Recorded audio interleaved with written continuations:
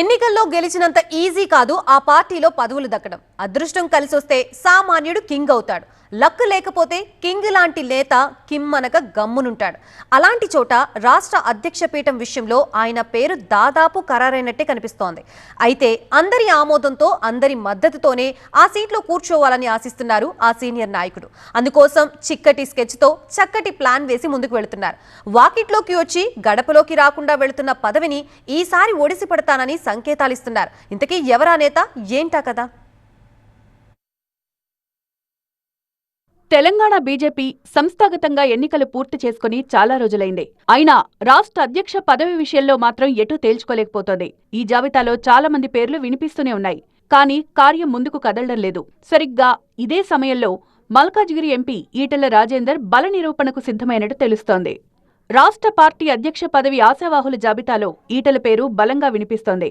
మరోసారి బండి సంజయ్ పేరు ప్రచారంలోకొచ్చినా ఆ రేసులో తాను లేనంటూ ఆయన అప్పట్లోనే క్లారిటీ ఇచ్చేయడంతో అందరి దృష్టి ఈటెల వైపు మళ్లింది.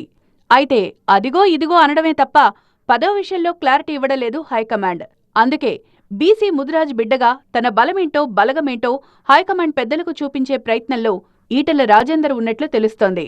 ఇప్పుడు ఈటెల తలపెట్టిన వికసిత్ సంకల్ప్ సభ అందుకే అన్నది పార్టీ వర్గాల్లో వినిపిస్తోన్న మాట. 11 ఏళ్ల మోదీ పాలనకు గుర్తుగా సొంత నియోజకవర్గంలో భారీ స్థాయి మీటింగ్ను ఏర్పాటు చేస్తోన్న ఈటెల పార్టీ లైన్ను క్రాస్ చేయకుండా తానేంటో చూపించే ప్రయత్నం చేస్తున్నట్టు తెలుస్తోంది. ఆదివారం ఇంపీరియల్ గార్డెన్స్లో జరిగే ఈ మీటింగ్ కోసం భారీ సంఖ్యలో జన సమీకరణ చేయనున్నట్టు తెలుస్తోంది. ఈ మీటింగ్కు కేంద్ర మంత్రి, రాష్ట్ర పార్టీ అధ్యక్షుడు కిషన్ రెడ్డి, మరో కేంద్ర మంత్రి బండి సంజయ్, పార్టీ ఇన్ఛార్జ్ సునీల్ బన్సల్ సహా ఎమ్మెల్యేలు, ఎంపీలు హాజరవుతున్నారు. ప్రస్తుతం రాజకీయాల్లో బీసీ కార్డు బలంగా పనిచేస్తోన్న వేళ ఆ కోటాలో తనకు అవకాశం ఖాయమన్న ధీమాలో ఈటలున్నారు. ఒక్క దెబ్బకు 2 పిట్టలు అన్నట్లుగా ఈ మీటింగ్తో హైకమాండ్ మన్ననలు పొందవచ్చు, పార్టీలో ప్రత్యర్థులకు తన సత్తా కూడా చూపించవచ్చు అనే యాంగిల్లో ఈటల ఆలోచిస్తున్నట్టు తెలుస్తోంది.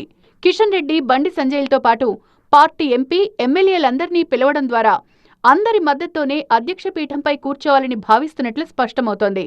ఇటీవల కాళేశ్వరం ప్రాజెక్టుపై సానుకూల వ్యాఖ్యలు చేసిన ఈటల బీఆర్ఎస్కు అనుకూలంగా మాట్లాడారంటూ కమలం పార్టీలో కొంత అలజడి చెలరేగింది.